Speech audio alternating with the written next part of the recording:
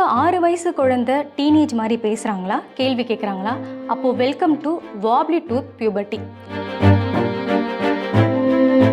பல் ஆடுற வயசில் குழந்தைகளோட மனதளவில் ஏற்படக்கூடிய மாற்றத்தை தான் வாப்லி டூத் பியூபர்ட்டி அப்படின்னு ஆராய்ச்சியாளர்கள் சொல்கிறாங்க. இப்போ இருக்கக்கூடிய நவீன மருத்துவ உலகத்தில் வயிற்றில் இருக்கக்கூடிய சிசுவிலிருந்து பச்சிளம் குழந்தைகள், வயது வந்தவர்கள் மற்றும் முதியவர்கள் என அனைவருக்குமே போதிய கவனம் செலுத்தப்படுது. ஆனால் 6லிருந்து 12 வயதுக்கு உட்பட்ட குழந்தைகளுடைய உடல் மற்றும் மனதளவில் ஏற்படக்கூடிய மாற்றங்கள் குறித்து இன்னும் பெரிதான விழிப்புணர்வு ஏற்படலை. இதை தான் ஃபர்கட்டன் இயர்ஸ் அப்படின்னு ஆராய்ச்சியாளர்கள் சொல்கிறாங்க. டீனேஜுக்கு முன்னாடி இருக்கக்கூடிய அந்த 6 வருட காலகட்டத்தில் தான் ஒரு ஆணோ அல்லது ஒரு பெண்ணோ அவங்களுடைய உடல் மற்றும் மனம் சம்பந்தமான ஆரோக்கியம் அனைத்துமே அந்த காலகட்டத்திலாம் பில்டப் ஆகுது. குறிப்பாக சொல்லணும்னா அவங்களுடைய ஹார்மோன் மற்றும் மூளை வளர்ச்சி அனைத்துக்கும் பேஸ் அந்த காலகட்டத்தில் தான் உருவாகுது. அது வரைக்கும் சமூகத்தில் தன்னை ஒரு குழந்தைய பார்த்த அவங்க அதன் பிறகு தான் யார் என்ற கேள்வியை கேட்க தொடங்குவாங்க.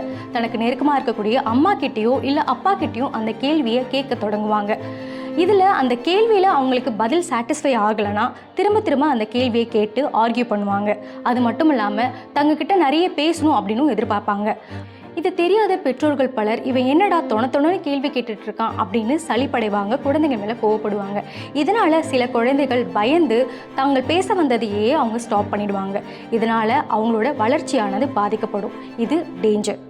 அதுவே சில குழந்தைங்க பயப்படாமல் கேள்வி கேட்டுக்கிட்டே இருப்பாங்க. அது ஒரு கட்டத்தில் அக்ரெசிவாகவும் மாறும். இது அதுக்கும் மேலே டேஞ்சர்.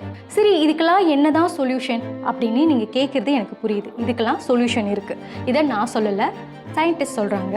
6லேருந்து 12 வயதுக்கு உட்பட்ட குழந்தைகள்கிட்ட ரொம்ப கவனமாக பெற்றோர்கள் பேசணும், நடந்துக்கணும், அவங்கள புரிஞ்சிக்கணும். குறிப்பாக அவங்கள ஆர்கியூ பண்ண விடணும். ஏன்னா நம்ம லீடர்ஸை தான் உருவாக்குறோம், ஃபாலோவர்ஸை கிடையாது. எனவே அவங்கக்கிட்ட அவங்க பேச அனுமதிக்கணும், அவங்கள ரொம்ப புரிஞ்சிக்கணும் அப்படின்னு ஆராய்ச்சியாளர்கள் சொல்கிறாங்க. ஸோ இது ரொம்ப நார்மல், நேச்சுரல் அண்ட் ஹெல்த்தி தான். இந்த விஷயத்தில் பெற்றோர்களாகிய உங்களுக்கு தான் அதிக பொறுப்பு இருக்குது. எனவே அதை நீங்கள் புரிஞ்சுக்கிட்டாலே இந்த ப்ராப்ளம் ஈஸியாக சால்வ் ஆகிடும்.